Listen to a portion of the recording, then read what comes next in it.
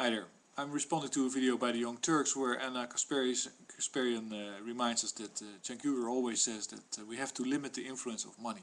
They were talking about nuclear power plants and that the people that have to clean them up are not spending the money or not reserving it or not even having it in order to do so. Why? Well, there's a fundamental reason why that isn't the case is that because industrialists don't care about human lives. They don't care. It's proven time and time again. Some of them care, but most of them, the biggest, don't care. So if you do something that's poisonous to people and let's say 5% of the population dies of some kinds of disease, they don't care. They don't care. They care about the bottom line, which Anna says they only care about the money. Why? There's a reason for that.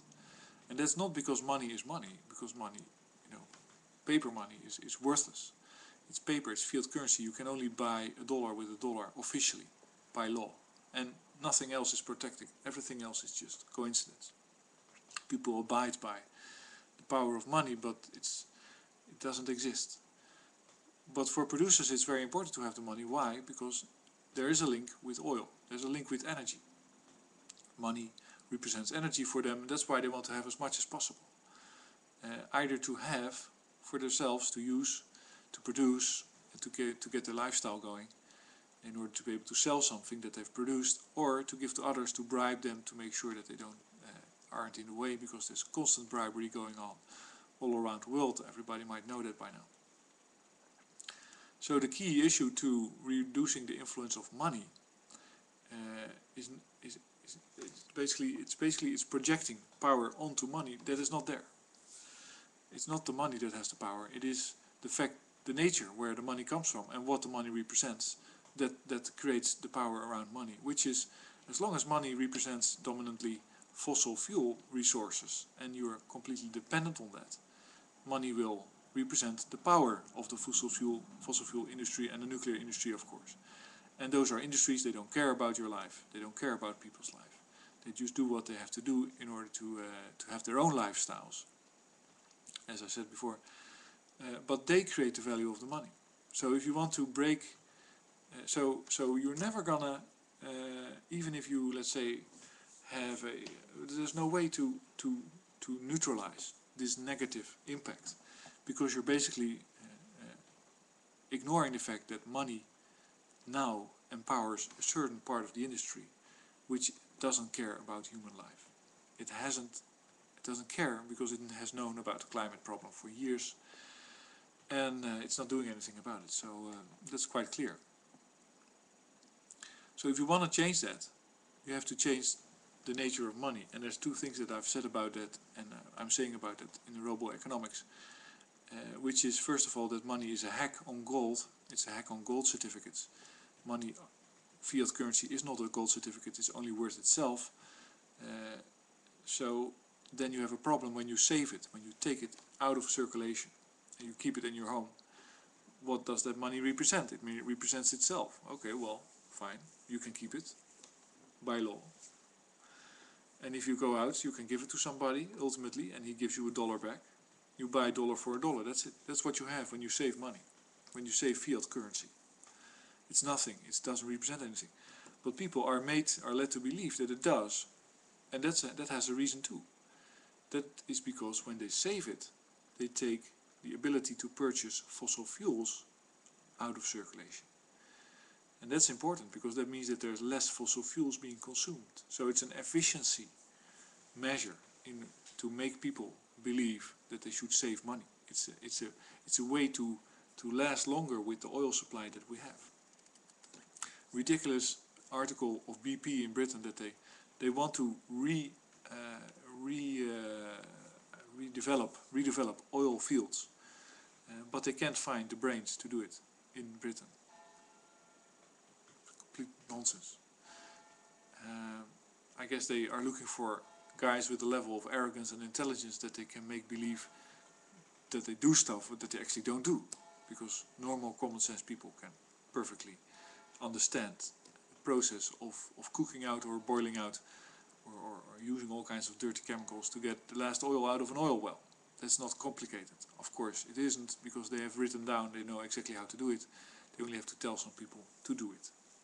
So that's complete BS. But that's also a way to hide the fact that they really cannot develop, that it's not really competitive anymore. It's not just a hassle, it becomes a problem to develop an oil field. Because it's so much work, you get like 1 barrel of oil out of 60 barrels that you put into effort and that you're burning into the atmosphere. You might feel bad about that actually, as an oil company. You might think, well, why don't those assholes buy solar panels or use renewables? But to come back to the money thing. So money is a hack. It should not be able. You should not be able to keep or save money. And the problem with that is that money really doesn't have a destination.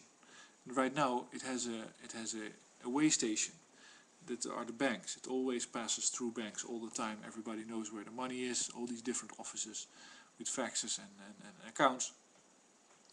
These are all way stations. So it basically should flow around in order to exist. Exist in a functional way. If you keep it somewhere, like you have 50 billion in a bank account, or like in Norway they have like 15 billion people oil kroner in their bank account, like a huge pension they believe. It doesn't mean anything, because first of all it's there. You cannot use it because you don't have the oil production. You won't be able to purchase anything because you would immediately inflate the value of the krona if you go outside to Norway try to buy oil. And surprise, surprise, when the oil runs out and they finally think, okay, well, the oil has run out, so now we're going to use the pension money. That money is worthless. Why? Well, because nobody is going to sell you oil for a piece of paper from Norway. Nothing comes out of Norway. So that's a big illusion. And the way to solve, and there's two things that you need to do to solve it. One is you make money certificates, and you make certain people where you spend the money, certain stations in the system, in the railway station of the banking system, you make them end points.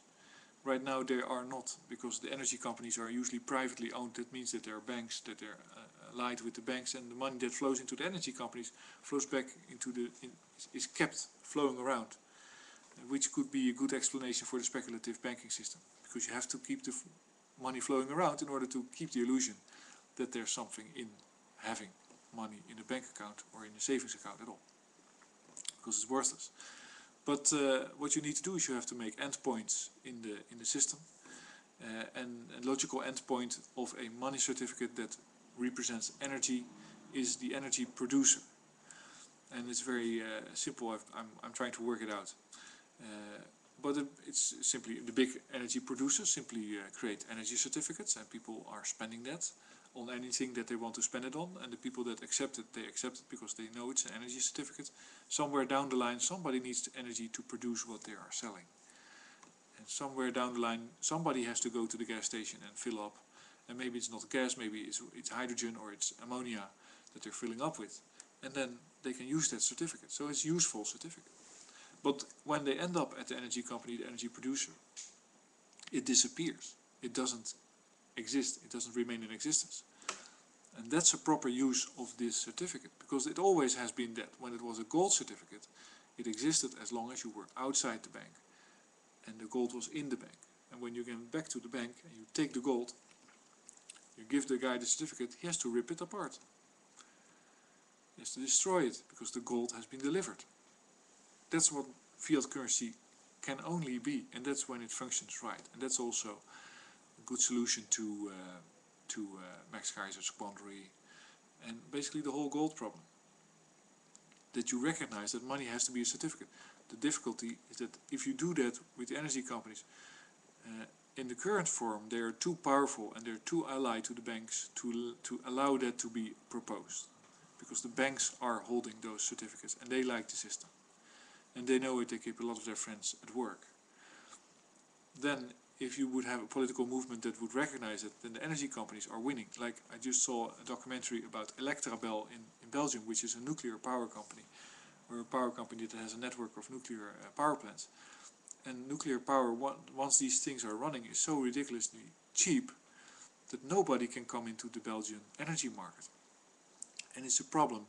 That's basically, it's like somebody in a little boat with a packet of cookies or sandwiches and he's drifting away from the coast where the people are that can give him extra sandwiches, but he doesn't really care because he has his sandwiches. That's what Belgium is right now. They're eating the nuclear power and have to use that, but they're not integrated with the surrounding countries electrically, and so they're starving eventually when the nuclear power runs out, or when it shuts down or whatever. They cannot do that because then they would starve themselves immediately. So they have no alternative than Electrabel. That's a big monopoly. Funny to notice that there's one guy in the documentary that says, well, we have different sources of energy. We have coal, gas, electricity. God, you know, lies. It's unbelievable. So, but if you replace, I'm not sure where I was in my story actually. So first of all, the money has to be a certificate that is delivered back to the people that deliver you the energy. And the funny thing is that if you have big monopolies, you have to break them because it's usually inefficient to do that. You have lots of loss on the network and all that stuff. But eventually that would mean that everybody that produces energy can sell that energy, and they don't sell it to get fiat currency, but they sell it by emitting their own certificates, their own money. Everybody with energy source can produce energy money. And there's a lot that's very interesting if you think about it, and it's quite complex of course, because then you get a whole network around the country where you have local energy producers. And it's ridiculous how the media is just portraying this type of this situation. I can't get the newspaper now, but it's just all this incredibly artificial helplessness. Like, where are we going to get the oil? Why would you try to get oil? Don't get oil. Make energy locally with wind farms and all this stuff. Anyway, but that's the first thing. And then so you immediately fix two problems. First of all, you fix the problem with fiat currency, that it exists in savings accounts, because you have to make a rule with these energy certificates that you cannot save it. But of course, it's a very long story related to robo-economics. But then, if you do that, if you create that system, if you create that money system, you immediately enable, and you have to make the laws such that anybody can produce energy who wants to, who can, let's say, for health restrictions provided, is allowed to do that. And we had you see, the war is on with the renewables because they are the new source of wealth and money and the power. I can tell you a little story because I was writing about it. Maybe I already told it, but this was a farmer, who had 2 wind turbines in one of our dried up areas, which we basically, as Dutch people, we always pump water out of the areas, and then we get new farmland. And he basically built 2 windmills a long time ago, and they were running, and he was trying to move them, replace them by new ones. But he was allowed to put them on the same pedestal, on the same base, and he didn't, because that was impractical, because he had to build new ones. So they were 15 meters away from the original ones on his own land, in the middle of a kind of an empty farmland area. And he now has to break those windmills down, which cost 50,000 euro a piece. He also has a fine of about €1 million for ignoring the rules. So here we're talking about something that you can barely see, 2 new windmills 50 meters away from the original ones. It's of course a very curious situation. So I looked into it, and it turns out that that same local authority that tells him to do that is also building 4 more wind parks around his place. So I think what's actually going on is they're trying to remove some wind pollution. But my time is up. I thank you for listening, and I hope you enjoyed it.